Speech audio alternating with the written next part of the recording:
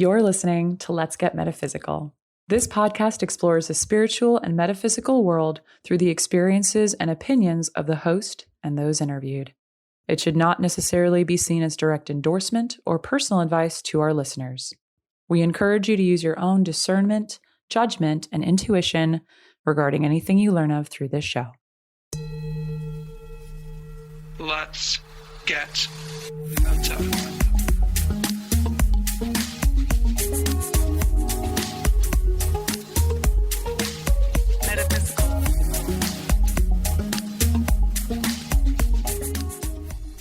Welcome to Let's Get Metaphysical. I'm your host, Renata Maniaci.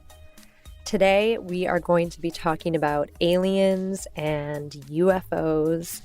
I am going to take the lead on this conversation, and it's been a topic, obviously, metaphysics, right? I am excited to talk about this topic. I have some experience, and I have also gathered a few stories, personal stories, from a few other folks to share with you today on this topic. So let's start by talking about what is a UFO. UFO means unidentified flying object, and there are a lot of theories as to what is actually going on when somebody is seeing a UFO. You know, lots of people think that kind of explain what they've seen away or explain what other people have seen away by saying, oh, it was probably a plane. I've heard a lot of people use the military as an excuse. Oh, there's a military base near here. Maybe it was, some super secret plane or weapon or something that the public doesn't know about yet and is keeping under wraps. Other people believe that there actually are spacecraft that come into this planet and this solar system from other solar systems and other planets and other worlds with obviously far greater technology than we have currently on this planet. I myself have wondered if, there's some people who see UFOs all the time, and maybe not all the time, but I've certainly met a few people who, if they've seen a UFO before, they've seen several UFOs before. Sometimes people have only seen one, and a lot of people have never seen one.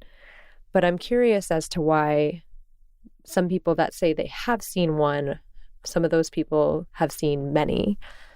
And one thing that I wonder about is that if there were actually other intelligent life in the universe, which I happen to absolutely believe, I think that it would be, as Jodie Foster in Context says, an awful waste of space if it was just us, that they wouldn't necessarily appear in the same way all the same times as we would expect them to. Because if other beings have a technology greater than ours, it might not show up the same way that we would expect it to, using the laws and rules that we have here on this planet with concern to our science and technology and gravity and the speeds that we can build things to, achieve, etc. So one of the things that I've thought about is that what if there are many what we call UFOs around us all the time, or, not necessarily an anomaly. And part of the reason we only see them some of the time is because they're not always vibrating at a rate that we are able to see with our physical eyes. I talked about this a little bit on the episode with guides and spirits and ghosts and, spirit guides and things like that. Kind of how the whole idea behind, well, maybe some people see ghosts or angels, etc., because they are vibrating at a certain frequency that being is vibrating at that exact moment in time. For example, we're all physical, we're all solid, so we're vibrating at a certain frequency. Well, if an angel is a being that vibrates on a higher frequency that we can't see with our eyes, then it doesn't mean that it's not there. It just means that we can't physically see that because it's not vibrating at a rate that we see within the visible spectrum of light. So I'm kind of thinking about UFOs the same way. So, if they have technology that is obviously greater than ours, if they've come from somewhere else outside this solar system, maybe they are often working at higher vibrations than we are used to seeing, and therefore we don't see them as often. I mean, that obviously opens up a lot of questions, like how long has this been happening? Do authorities know about this and acknowledge that that is a thing? Or is everybody who claims to have seen a UFO at some point crazy? I don't know. I mean, I myself do believe in UFOs. I've had a few experiences that I will share later as part of our story time in this episode. But I'm open to all kinds of considerations. What makes me wonder is, for me, so many people around the world, around the planet, have seen unidentified flying objects or had experiences with UFOs, seen something, heard something, felt something. There's even people who say that they've been abducted by UFOs or aliens, right? And so for so many people to say similar things all around the world, I don't tend to believe that that's a bunch of people who are crazy. But that's the way I think about things. One of the theories that I've heard that I think is really interesting, and I'm going to share with you, comes from an author and famous hypnotist, Dolores Cannon. I don't know that I've mentioned Dolores on this podcast yet, but if you're somebody who listens to this podcast often, you might really enjoy reading some of Dolores Cannon's books. I believe she wrote at least 10, maybe more. And what she did is, later in her life, she became really interested in the question of what is actually going on when people say that they've been abducted by aliens. This question really interested her. Okay. So she became a hypnotist. Maybe she was a hypnotist first. She actually came up with her own way of hypnotizing folks that is known as Qhht, the quantum healing hypnosis technique. She would find people who had claimed that they had been abducted by aliens, and she would put them under hypnosis, obviously with their permission, because they wanted to find out what happened as well, or remember more of that situation. So she recorded all of these sessions, and she interviewed many, many people all around the world, not from the same place at all. She would travel to different countries. People would travel to her. And something really interesting came out of the grand majority of her interviews with people who said that they had been abducted by aliens.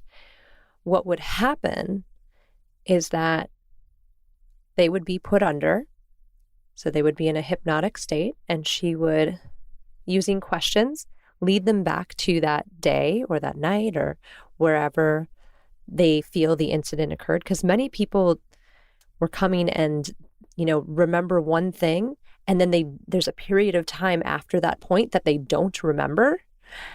And then they might even, when they start remembering again, they might have even ended up in a different location than where they remember being. But there's a whole period of time that is missing. So for a lot of these people, they wanted to figure out what actually happened during that time.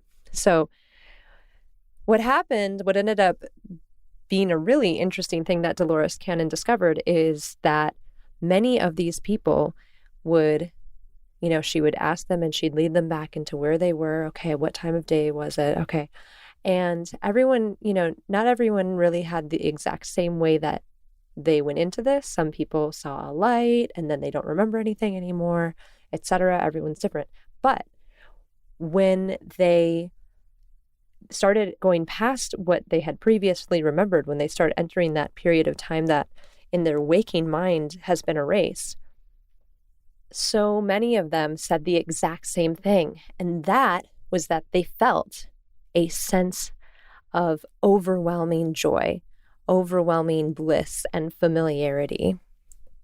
And they actually felt an incredible sense of being home or of being surrounded by their true family, by people or beings that they had missed but didn't even remember that they missed being in this body and on this planet at this time.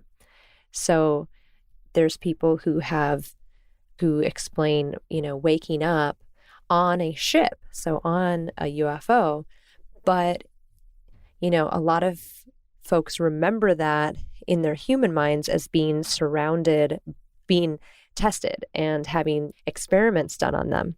But in this hypnotic state, what people were reflecting was that, in fact, this was their people. This was their true people, where they had actually come from, where they felt that they were actually from. So from different star systems, different planets.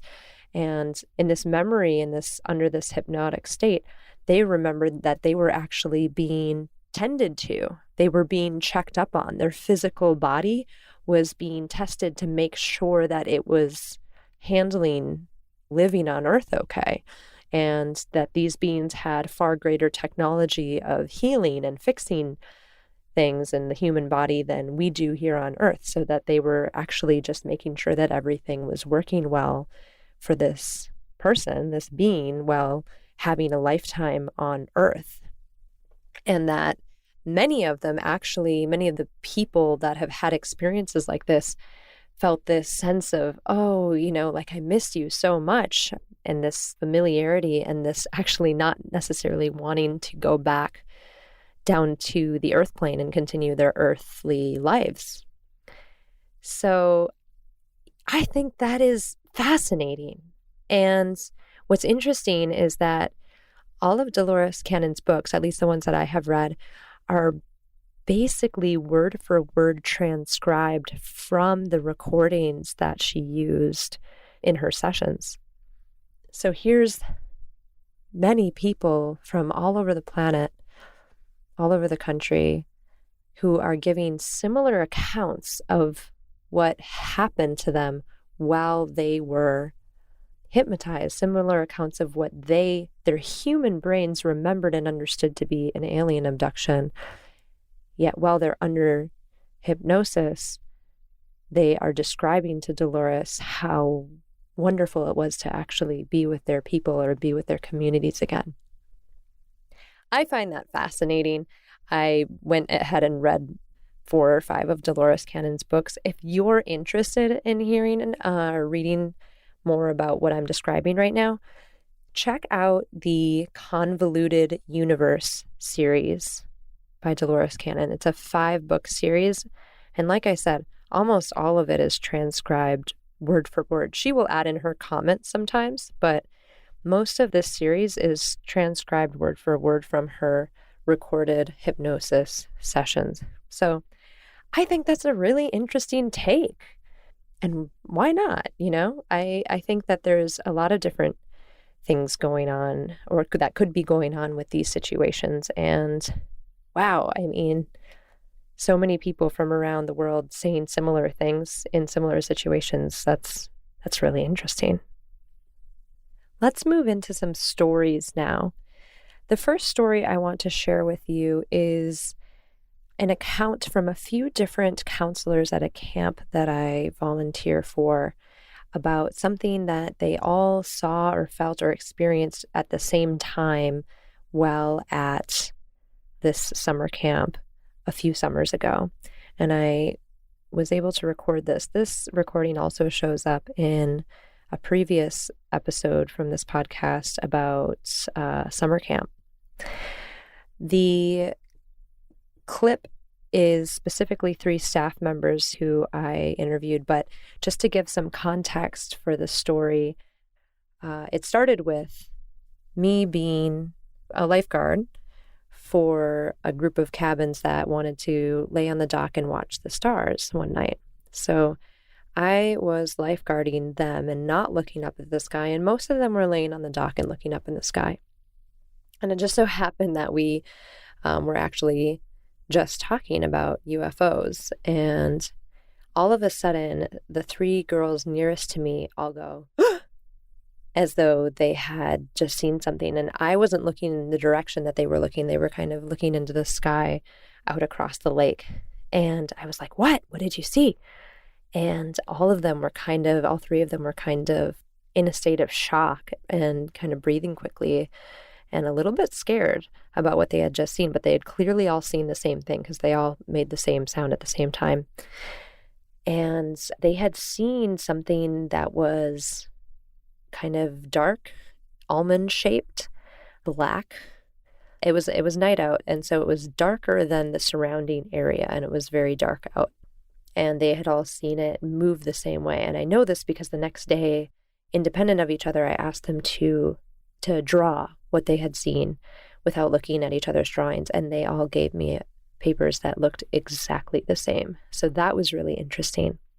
And it turns out that a few other counselors, a few other staff members had an experience that they couldn't really explain at the exact same time at different parts of the lake. So this camp is circled around a lake. So here, let's listen to a clip of what I recorded from the staff members about their experience. So I was watching some campers while the camp counselor was on break. And I had just finished reading them a story, and it was lights out. So this had to be, I read until 11:08, a little past lights out. So probably between 11:08 and like 11:20-ish. It was really quiet, and I was just up, really like the only one I thought was awake. And I was facing the cabin. We're really close to the waterfront. We're like the closest cabin to the waterfront. And I heard this like whoosh behind me, and I felt like this, not quite a breeze, but like this energy, like as if something was moving past. And I kind of tried to turn my head, and I didn't see anything, but I remember thinking it felt really different, and then I didn't know how to explain it. So that was basically what happened. But it was definitely felt like something was moving up above and behind me, and that's what happened. Excellent. Thank you for your experience. Oops, I think you were in that vicinity as well. Did you experience anything? And if so, what was that? Yeah, I was in the same place, and I was laying down, and I never fall asleep really fast, and for some reason I felt like I was falling asleep, and then I almost thought it was like the wind, or if I got really cold all of a sudden, and as soon as it passed, I like jolted up like out of my sleep, and I just couldn't tell like what it was or what happened, and like my heart was racing. I like felt my heart going really fast, and I couldn't open my eyes. And then as soon as it passed, I was awake, and like nothing had happened. Yeah. Actually, Victory, how did you feel when that happened? Like, were you scared? Was your heart racing like oops at all, or how did that feel? It felt like, it was odd because it felt like this energy force had moved past. And I don't know if I was per se scared, but I was definitely a little perplexed, and it felt like, I'm not sure what that was, but it felt like something. And that was basically it. I wasn't able to name it, and it felt like the rest of the camp was totally asleep. So it just felt like this energy force up and above, and it was like the oddest thing because I was like, what could that be? I didn't know. Thank you.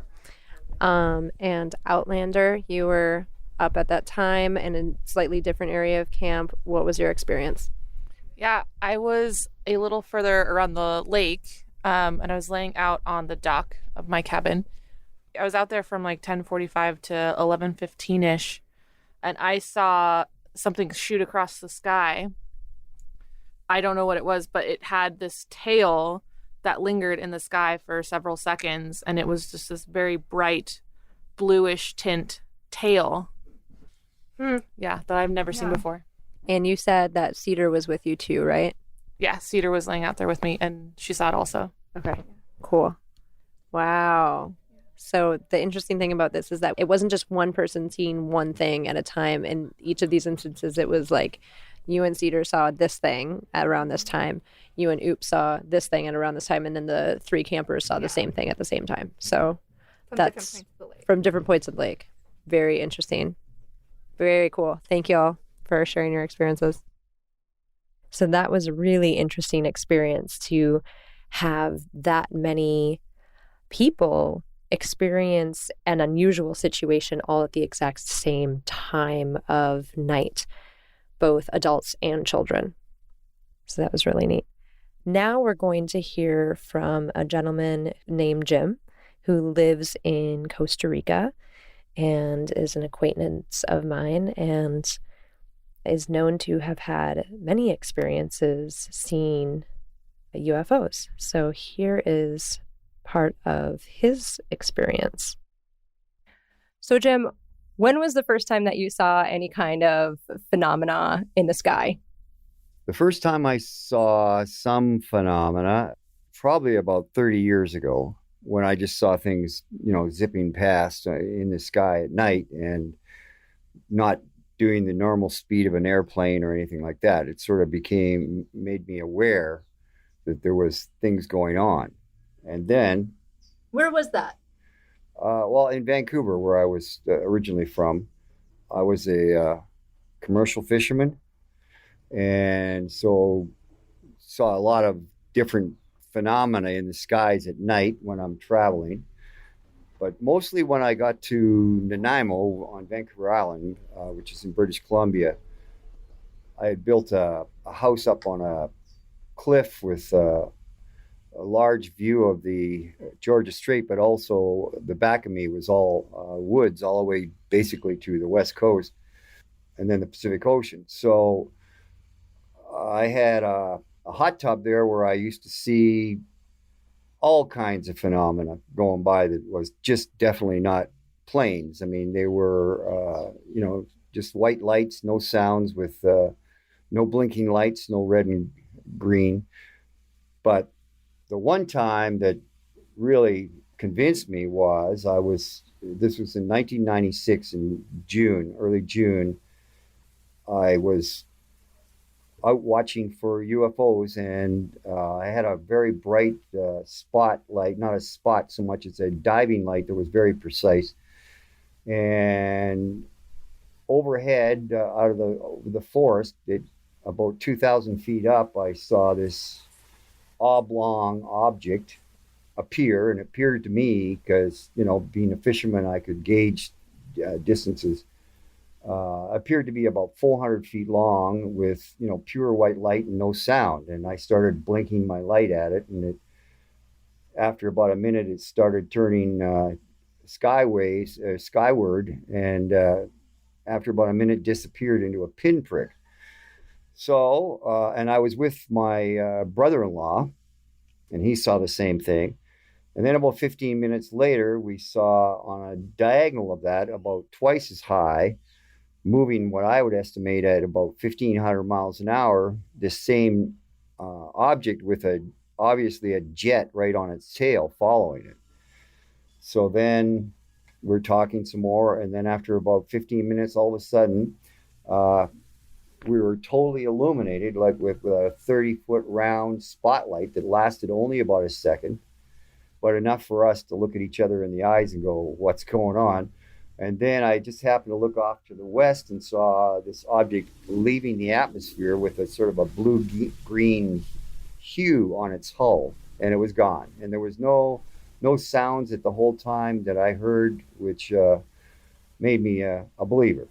And since being down here in Costa Rica, I've seen several different sightings of objects moving through the sky that other people had seen. And so I'm a believer. Yeah.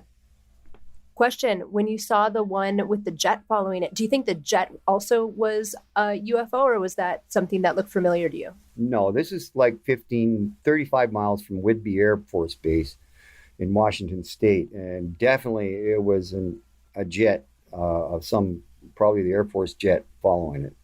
Really? Yeah. Wow. Okay.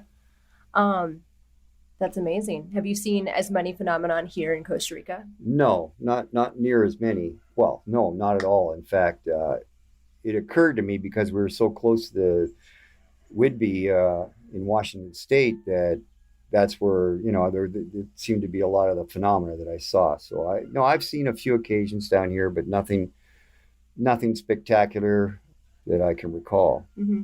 What about that? What was that lake one here? Or at Yeah, Lake in front of Arnal? where I live, which is in Lago Qhht, is we have a famous picture of a UFO coming out of the lake that, judging on from what I understood, it was the American, Canadian, U.S. or Costa Rican government doing a mapping expedition at 10,000 feet, and they saw this little blip on their camera that they didn't notice until later, and then blew it up. And then there's that famous picture of the UFO coming out of Lago Qhht, which was this occurred in 1971 in September the 4th, I believe, and the object was 682 feet wide, according to their figures. Wow. Yeah. Yeah. Have you heard other people talk about Lake Qhht and seen things around Lake Qhht? Well, not really that I've talked to anybody. I mean, I've seen various people around that are firm believers, and I don't think there's anything more coming out of Qhht, but because I'm a fisherman on that lake for the last 25 years, so I haven't seen anything since. Or I didn't even see that one, although I have that large photo in my living room. Yeah. I just met somebody in Arnal last week who, when we got talking about UFOs and aliens and stuff like that. And he's Tico. He's from here, grew up, I think, near San Jose. And he and two of his friends, when he was a kid, like 9, 10, and like 12 or something, saw a UFO coming out of the lake at that time. And nobody believed them. Their parents didn't believe them at all. And Wow. he knows that he saw it. Out of Lago Qhht? Or? No, not Lago Qhht. I'm not sure which one it was. Okay. But Well, yeah. like I said, I've seen some strange phenomena around here, but not near as much as what I was up in British Columbia. Great. Jim, thank you so much for sharing your stories. No problem. Appreciate it. Okay. So that was Jim's experience, which is really interesting too. It shows that there are several different ways of experiencing, seeing UFOs. And I'm really grateful to have his perspective on things as well. Now, I just wanted to share my own experience with UFOs. And I have kind of two experiences to share. So the first one happened when I was about 17 or 18 years old. I was a senior in high school, and I was at a friend's house. There were probably 5 or 6 of us hanging out on my friend's trampoline. And a few people were sitting up and playing guitar and singing. And me and another friend were lying down on the trampoline and looking up and just stargazing. And I remember looking at a star system that it looked like 3 stars that were in a triangle shape, an equilateral triangle shape. I didn't really think anything about it. I just continued watching the stars. And then all of a sudden, that shape, the 3 stars, shifted. They turned 180 degrees. They rotated to the right, as though they were all connected. And they just kind of flew away. And when it moved, I could see that it was a lot closer than I thought it was. It was very close, but the way that the lights on it looked like it was, to me, it looked like they were stars. And it flew away silently, completely silently. It didn't make a sound. And I looked at my friend. We looked at each other and we both went, "Did you see that?" And so me and my friend saw this. And I actually made an attempt to locate that friend on Facebook. We haven't probably spoken since we graduated high school, and I could not find her. But Annika, if you are listening, I am curious if you remember the same thing that I remember. So that was my first experience with a UFO that I remember. And the second one was not of seeing it, but of hearing something that I think had to be a UFO. There was no other thought for it. It was at this summer camp from our first story that I shared, same summer camp.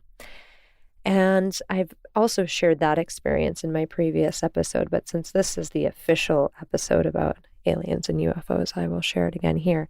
Essentially, I was in my tent at night around 10:30-ish. I can't remember the time. We'll just say that I was falling asleep. And I had my headphones in, and I sometimes listen to things to help me get to sleep. So I was at that moment of drifting off when you pretty much aren't going to get up for anything, right? Like even if you have to like go to the bathroom, you're kind of like, I'm just going to fall asleep. So that's how close to sleep I was.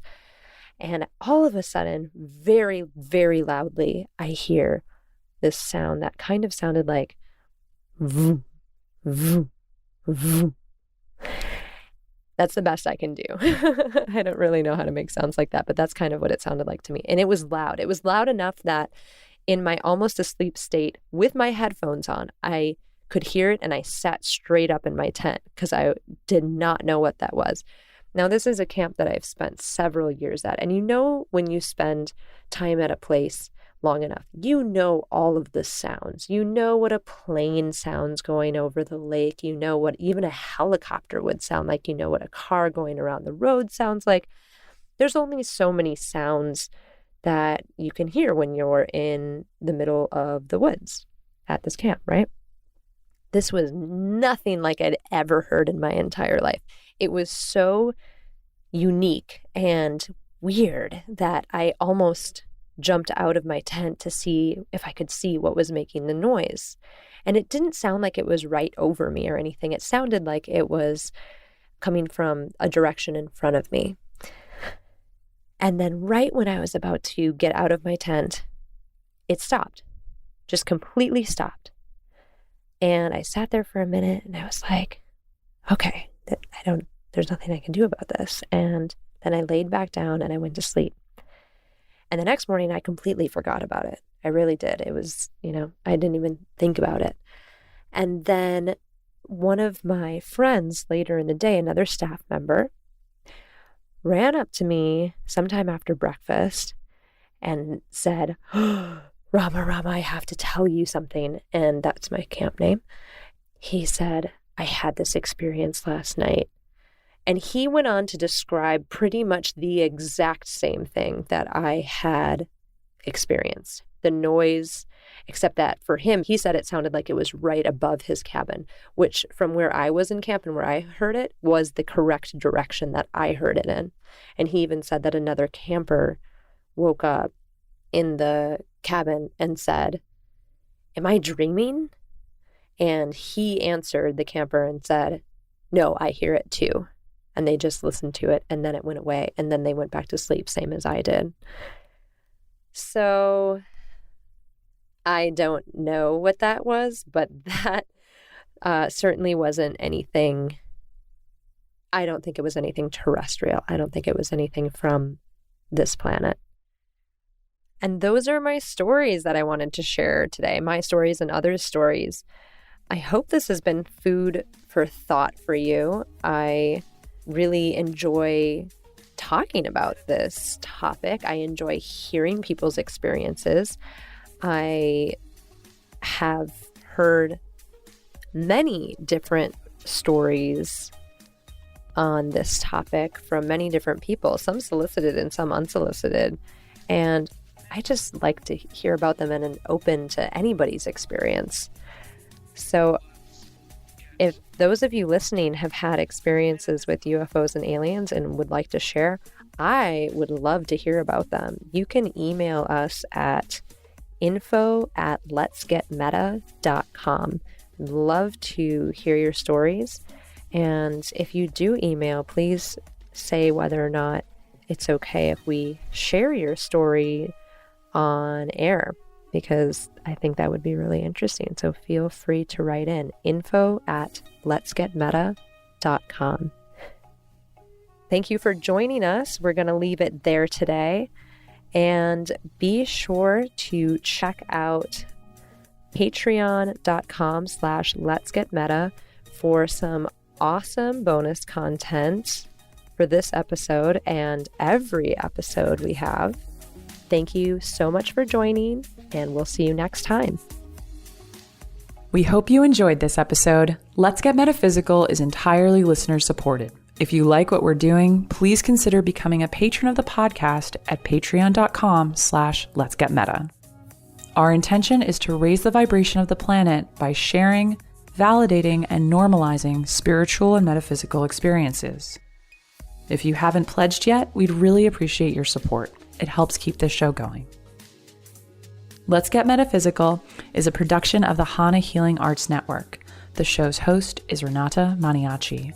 The music for this podcast was composed by Rob Treefort of goldenturtlesound.org. Thank you for listening. Stay meta.